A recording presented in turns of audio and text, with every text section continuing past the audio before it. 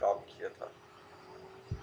इंजर्शन के नाम से सर वो PHP प्रोग्राम PHP प्रोग्रामिंग इसमें व्यू नहीं, वो तो व्यू के लिए था ना। तब इंसर्ट उसी लिखी है। व्यू वाले के देखे थे हमने। ठीक।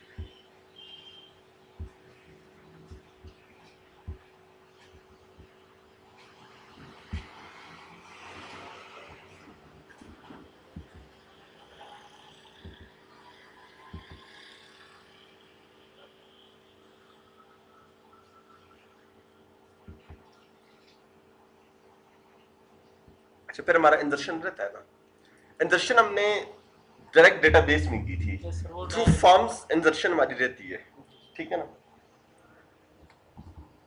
यहाँ पर मैं सबसे पहले एक डेटाबेस क्रिएट कर लेता हूँ, डेटाबेसेस।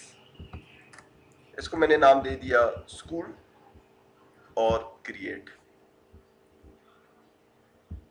फिर इस डेटाबेस के अंदर मैं एक टेबल बना लेता हूँ। टेबल को मैंने नाम दे दिया स्टूडेंट, और इसके अंदर मुझे चाहिए 4 कॉलम्स। कॉलम्स चाहे जितने भी हों, मेन कंसर्न आपका किस चीज के साथ होगा? कमांड के साथ, जो आज के लेक्चर में इसके अंदर मैं अप्लाई करूंगा।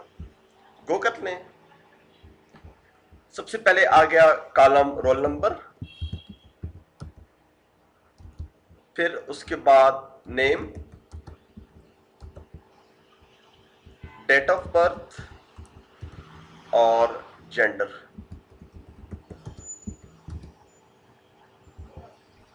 फील्ड साइज यहाँ पर अवेलेबल जो भी है पुट कर लें। और प्राइमरी की जो है मैं रख रहा हूँ रोल नंबर को।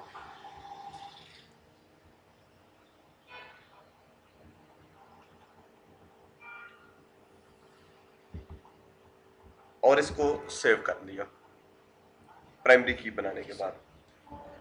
अब मैं इसका फॉर्म क्रिएट करता हूँ। फॉर्म न्यूज़फियर में या जिस तरह भी बनाना चाहें। ड्रीमवीवर डाला हुआ है? ठीक है, ड्रीमवीवर को ओपन कर लिया।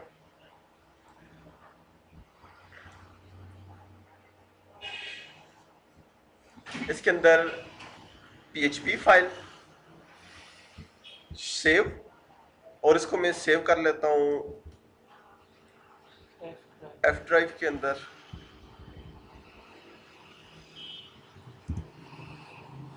PHP प्रैक्टिस, यो PHP प्रोग्रामिंग, और इसको मैं नाम दे देता हूँ इंसर्ट रिकॉर्ड डॉट PHP।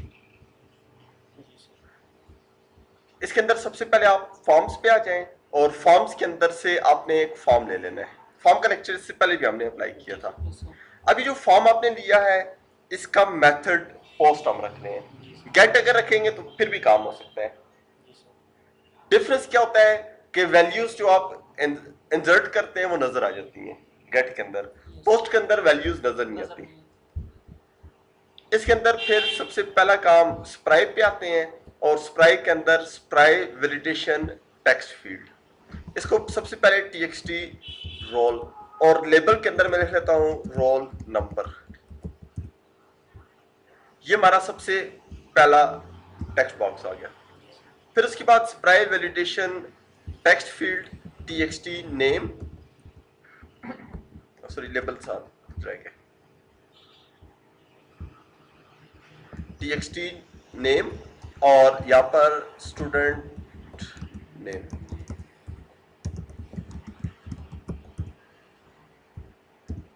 उसके बाद फिर spry validation text field txt dob, और इधर डेट ऑफ बर्थ। अभी जो डेट ऑफ बर्थ है, इसके अंदर स्प्राई के अंदर हमने ऑप्शन देखी थी इधर से डेट, और डेट के अंदर से कौन सा फॉर्मेट होना चाहिए? शुरू में 4 ईयर्स होते हैं, दरम्यान में माइनस ये वाला फॉर्मेट रखा जाता है। उसके बाद स्प्राई वैलिडेशन सेलेक्ट, इसको मैं नाम दे देता हूं txt जेंडर, और लेबल के अंदर जेंडर,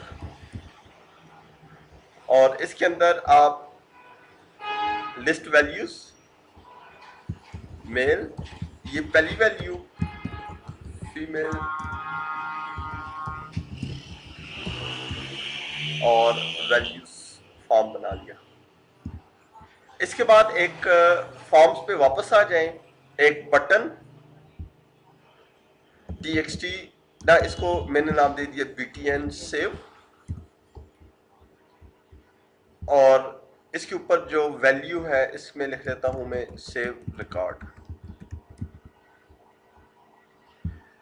और फिर एक बटन ले लिया btn क्लियर।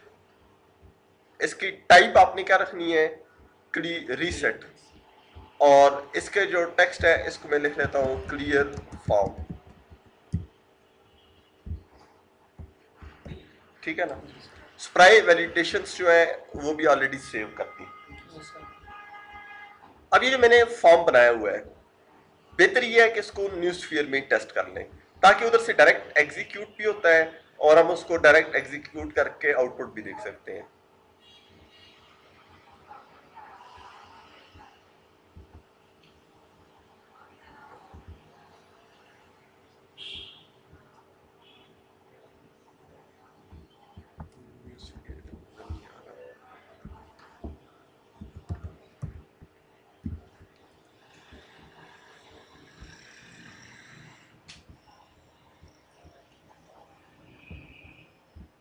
इंसर्ट रिकॉर्ड का जो फॉर्म है इसको ले जाएं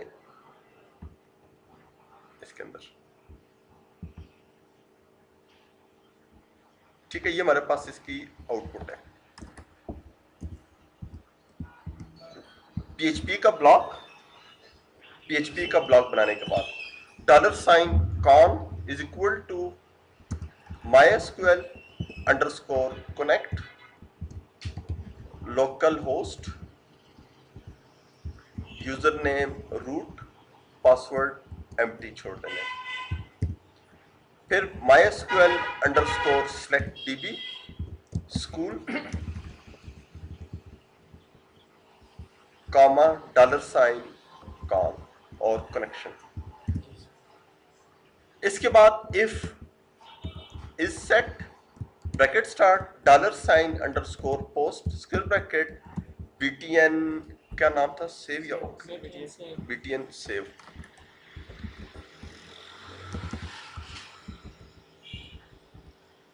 कंडीशन लगा दी है कि अगर हमने btn सेव को प्रेस किया है सेव रिकॉर्ड को, तो तब ये वाला कोड जो इसके अंदर है वो एग्जीक्यूट होगा। अगर आप ये कंडीशन नहीं लगाते इफ, तो क्या होगा, आप जब पेज ओपन करेंगे कोड एग्जीक्यूट हो जाएगा इंसर्ट का, और वो खाली एंट्री कर देगा डेटाबेस के अंदर। अच्छा, डेटाबेस में खाली एंट्री तो जाती नहीं है, क्यों, स्प्राई लगे हुए हैं।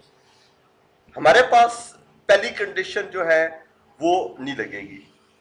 वैसे तो होता है जब हम कोई भी इंसर्शन करते हैं रिकॉर्ड की, तो सबसे पहले ये देखते हैं कि जो रिक्वायर्ड चीजें हैं वो यूजर ने फिल की हैं या नहीं। फिर इसी के साथ हम ये भी देखते हैं कि जो वैल्यूज हम पुट कर रहे हैं वो प्रॉपर फॉर्मेट में है या नहीं। लेकिन इन दोनों का इलाज हमने किससे कर लिया है, स्प्राई से। वैल्यू भी दुरुस्त होंगी और वो लिखी हुई भी होंगी। अभी मैंने सारे स्प्राई तो नहीं लगाए, लेकिन लगाने हैं। रोल नंबर में कोई अल्फाबेट्स नहीं होना चाहिए, ठीक है, वो आपने लगा लेना है। डेट ऑफ बर्थ पे मैंने लगा दी है। इसी तरह प्रॉपर जो लेंथ है वो भी मैच होनी चाहिए। ये कंडीशंस तो ऑलरेडी आप को पता है, डिस्कस हमने की थी। लेंथ से रिलेटेड भी काम किया था, प्रॉपर फॉर्मेट के अंदर भी होनी चाहिए। ये कंडीशंस हम अवॉइड करेंगे, ये नहीं लगाएंगे। अच्छा, सबसे पहले $R number is equal to $अंडरस्कोर post square bracket txt roll, $name is equal to $अंडरस्कोर पोस्ट txt नेम। फिर $dub इज इक्वल टू $अंडरस्कोर post square bracket txt dub। फिर $जेंडर इज इक्वल टू $अंडरस्कोर पोस्ट स्क्वायर ब्रैकेट और txt gender नाम दिया था जो सिलेक्ट आपने डाला था। ठीक है ना, txt gender, txt DOP, txt name और txt रोल, ये वेरिएबल्स के नाम, टेक्स्ट बॉक्सेस और कंट्रोल्स के नाम है, और इनको रीड करके वेरिएबल्स में रख दिया। अच्छा, अब फर्दर काम ये देखूंगा मैं कि जो हम रिकॉर्ड इंसर्ट कर रहे हैं वो पहले से कहीं मौजूद तो नहीं है, क्यों प्राइमरी की का एरर ना आए। $साइन cmd equal to mysql underscore query select asterisk from student where column name roll underscore no है जी, roll underscore no equal to single quotes $साइन r number। अच्छा, अब मैं आपको पॉइंट समझाता हूँ।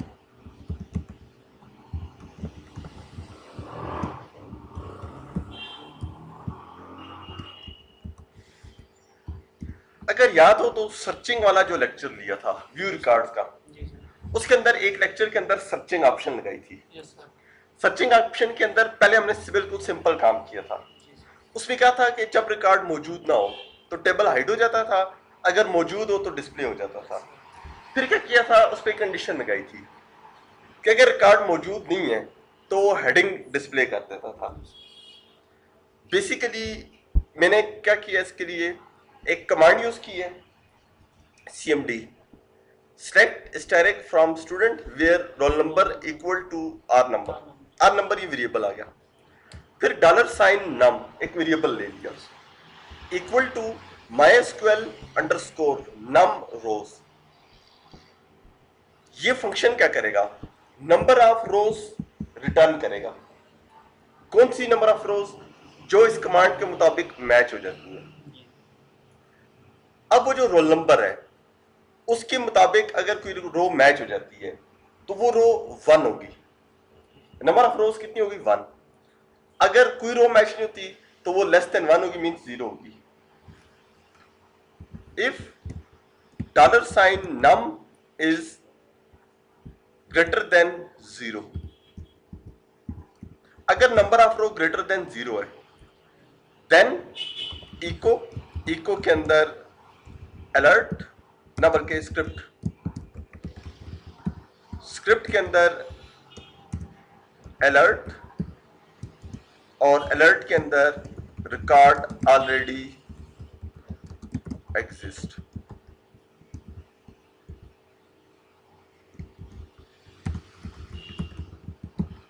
अच्छा, ये बताता हूं स्क्रिप्ट क्या चीज है।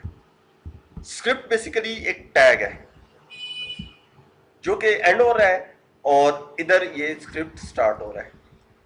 स्क्रिप्ट यूज होता है जब भी आप कोई जावास्क्रिप्ट यूज करना चाहें तो स्क्रिप्ट का टैग शुरू करेंगे और जिस जगह जावास्क्रिप्ट को खत्म करना है स्क्रिप्ट को आप क्लोज करेंगे। स्क्रिप्ट के अंदर मैंने लिखा हुआ अलर्ट। अलर्ट बेसिकली एक प्री डिफाइंड फंक्शन है। जावास्क्रिप्ट केस सेंसिटिव है इसलिए अलर्ट छोटा लिखना है, बड़ा छोटा लिखेंगे या मिक्स कर देंगे तो सही रन नहीं होगा। अलर्ट स्मॉल लिखना है। अलर्ट के अंदर ब्रैकेट शुरू और सिंगल कोट्स के अंदर रिकॉर्ड ऑलरेडी एग्जिस्ट।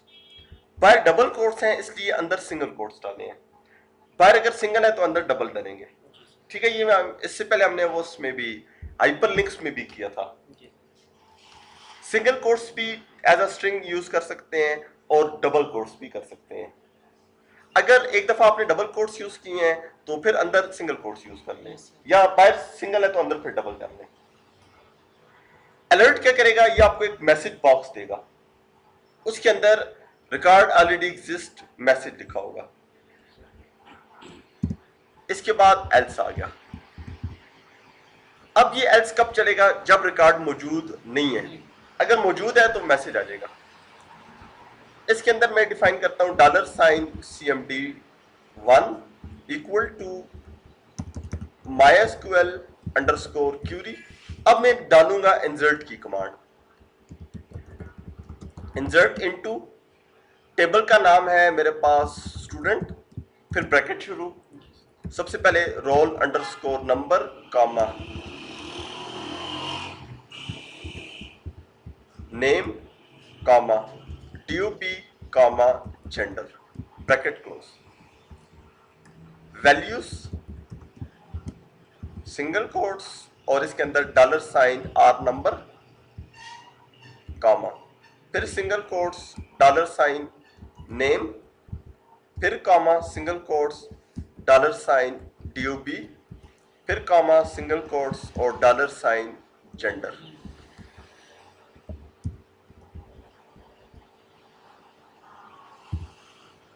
अच्छा, अब मैं आपको इंसर्ट की कमांड समझाता हूं।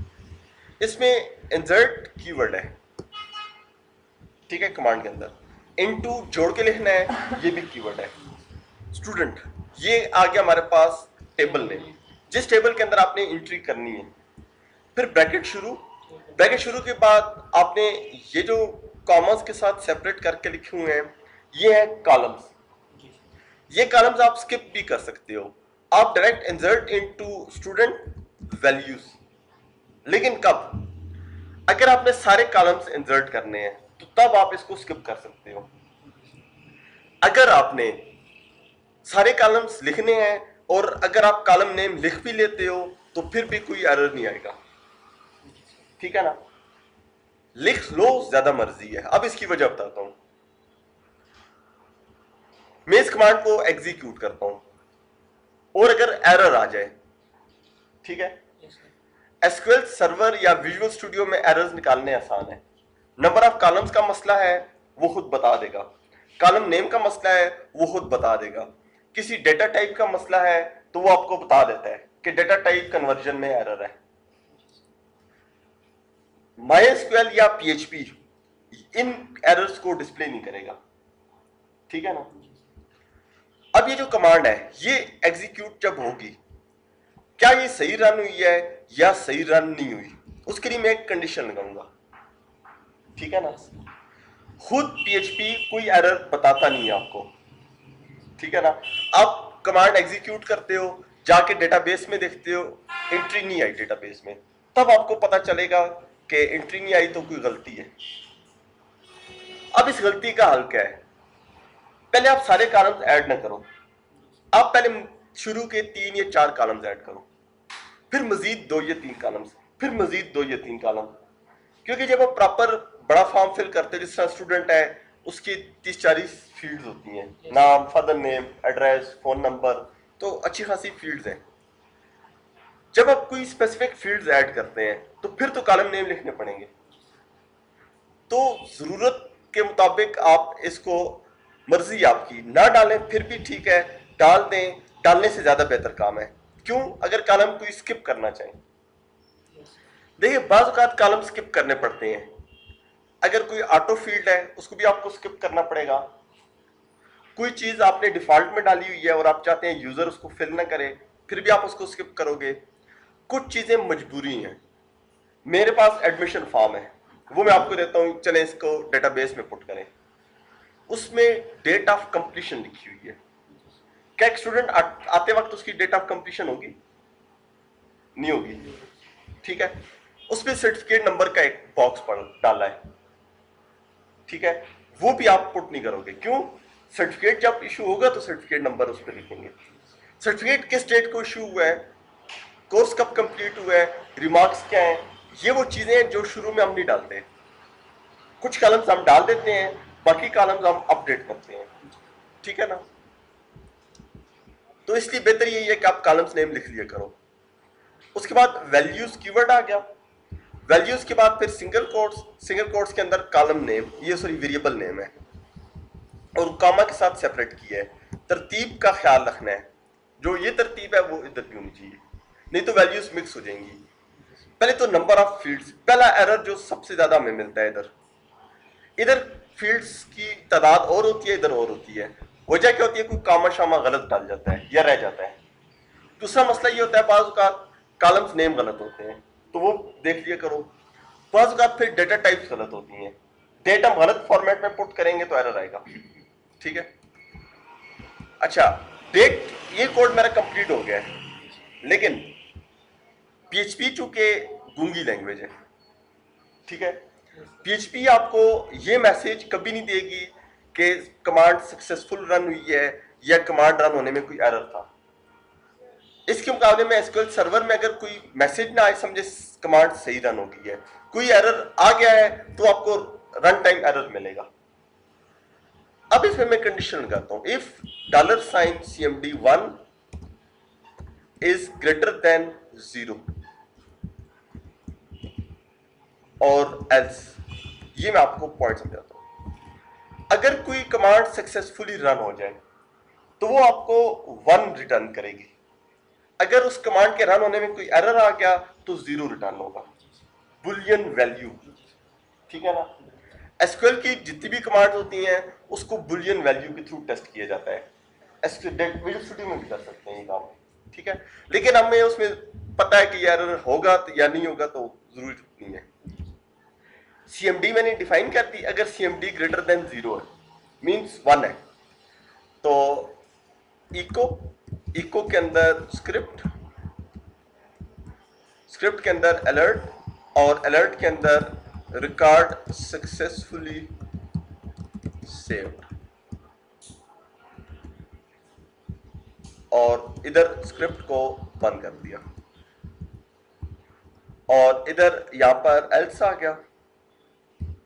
इको के अंदर स्क्रिप्ट के अंदर अलर्ट और अलर्ट के अंदर एरर अकर ड्यूरिंग इंजर्शन। ठीक है, पीएचपी एरर हैंडलिंग थोड़ी सी तंग करती है, बाकी ओवरऑल मुश्किल लैंग्वेज नहीं है। अब इसको मैं आउटपुट के अंदर टेस्ट करता हूं। Roll number 1, student name, date of birth,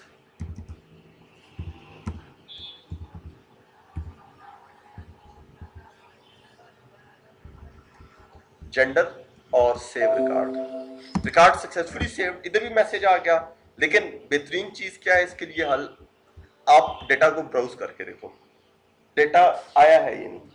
अक्सर ये होता है कि कमांड हम कंडीशन गलत डाल देते हैं, मैसेज तो शो हो जाता है लेकिन कमांड सेव नहीं करती होती रिकॉर्ड। तो रिकॉर्ड टेस्ट करना सबसे मेन चीज है, सही है ना। क्लियर तो आपको ऑलरेडी पता है कि वो बगैर किसी कोडिंग के उसको क्लियर कर देगा, सही है ना। ठीक है, नेक्स्ट एक ही लेक्चर में अपडेट और डिलीट दोनों काम करेंगे, थोड़ा सा लेक्चर टाइम भी ज्यादा कर लेंगे, ठीक है ना।